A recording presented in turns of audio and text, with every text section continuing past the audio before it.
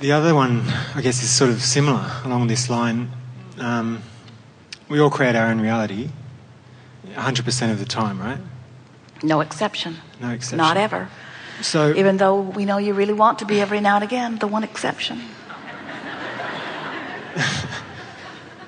So I've just been grappling with this concept. If I'm creating my own reality 100% of the time, and we didn't say you're doing it on purpose. Sorry. We didn't say you're doing it on purpose or deliberately. We didn't say you know that you're doing it when you're doing it, but you're doing it.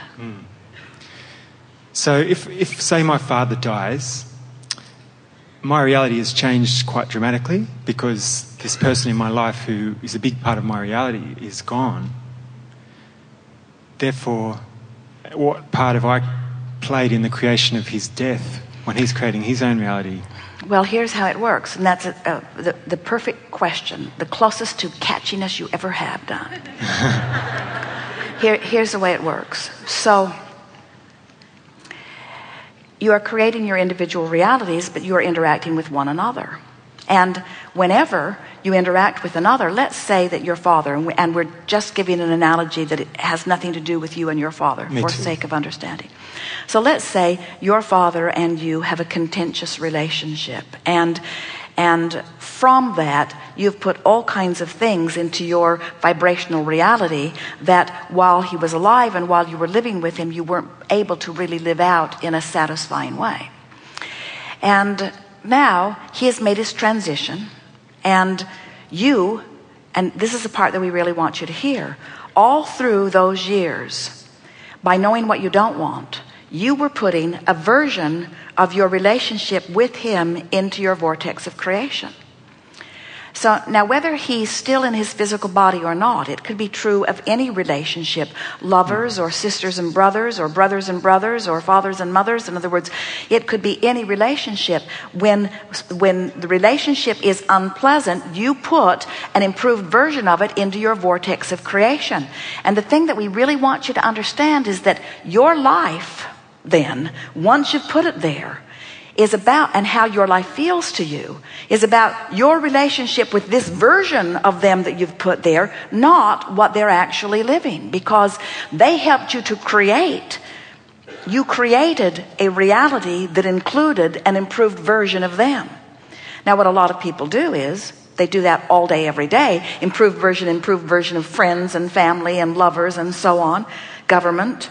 And then they look back at the reality and they use the reality as their excuse or reason not to merge with or mesh with or align with the reality that they created. And then they say, you're keeping me from being able to live the reality that I've created. You sort of getting it? So now, let's say that you've had a contentious relationship with your father, and you've put the new and improved version of you in your relationship in that vortex. And now he has reemerged into non-physical. You actually now have more ready access to this relationship that you've been creating all this time, now that he's no longer here, distracting you from the vibration of that which the two of you have created together. So, what we're really saying to you is the reality, when we say you create your own reality, we mean this in the fullest sense. You have the capacity, you have the ability to align with the wholeness of you no matter what. And when you do, the reality that you are living in any moment in time is blissful. We said earlier, and it really applies here in a strong way, there are too many moving parts outside the vortex. And when it feels to you that to have the relationship with someone that you really want, that you have to control the circumstances, then you are trying to control the uncontrollable. And if there is ever an uncontrollable aspect of physical life, it would be that death experience. You can't control it. You cannot control the life experience of your father. And if you're being in the vortex, or if your relationship with your father is dependent upon that, then you're right. You cannot deliberately or effectively or successfully create your own reality. Esther discovered that once her parents made their transition, it took her a while to reclaim who they really were, because she could remember who they had been. And as long as she was remembering their discord and their discomfort and their fear, as long as she could remember that, she couldn't access them. But when she began to remember who they really are, and she began to focus upon who they really are, her relationship with them, once they'd made their transition, was more meaningful, more satisfying, more delicious in every way than it had ever been while they were physically focused. Don't you think that everybody has a version of their family over here in this vortex of creation that's really different from the family that they visit on weekends and so forth? Yeah. And we want to say to you that the discord, the family discord that you're almost all experiencing, is because that never lives up to that, nor should it. Nor should it. But it's not your job to make that live up to that, which is, Dad, don't die. I create my own reality, and I didn't include you dying, and so you can't do it. You can't make that live up to that. You just make you live up to that by you focusing yourself into alignment with that, you see.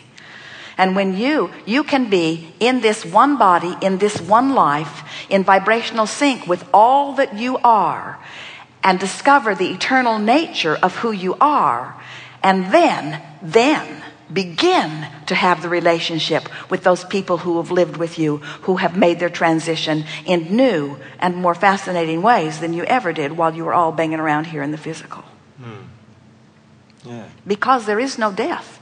There is no ending to that which they are, you see. Yeah. It's a flawed premise. It's a really flawed premise to believe that when you die, you're gone from me. Right. People say, I lost my father. And we say, where? At the mall? Yeah. No, I lost him to death. And we say, well, that's just screwy. You can't lose anybody to death. You cannot be in the vortex, and then you don't have access to anything that's in there. But everybody that you loved who died went to the vortex. And when you get in there, they won't be lost to you. Right. That makes sense. Something more? Yeah, one more thing. I guess it's along the same lines. We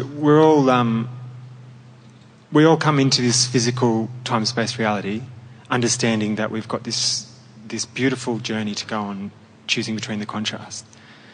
And I'm just wondering where that understanding got. I know that I'm bringing my kids up now and they're getting socialised or whatever, and they're losing that understanding very quickly as they grow up, just through being in society. So whereabouts did it get lost at the start of time? You know, why did we come into this physical reality and start to get lost? Well, what you're talking about is the natural involvement in the variety and contrast which causes expansion. And the quick way of saying it is, you just make too much of a career of step one and not enough effort towards step three. So why did the first people do that? Why did the first people who came do that? Well, the first ones didn't. You're getting more and more and more at it. And it comes with that socialization. In other words, the more you interact with one another, the more you find to fuss and worry about. But here's the thing that we so want you to hear. In other words, your premise sounds like what you're saying is, the longer we live, the more disconnected from who we really are. I'm watching my children who are pure positive energy, who are not feeling as secure and not knowing their value as much the longer that they are around. And we say, but that doesn't mean they're off their path. That means that they are exploring contrast, and they're actually using the benefit of that contrast to shore up what's over here in their vibrational reality. That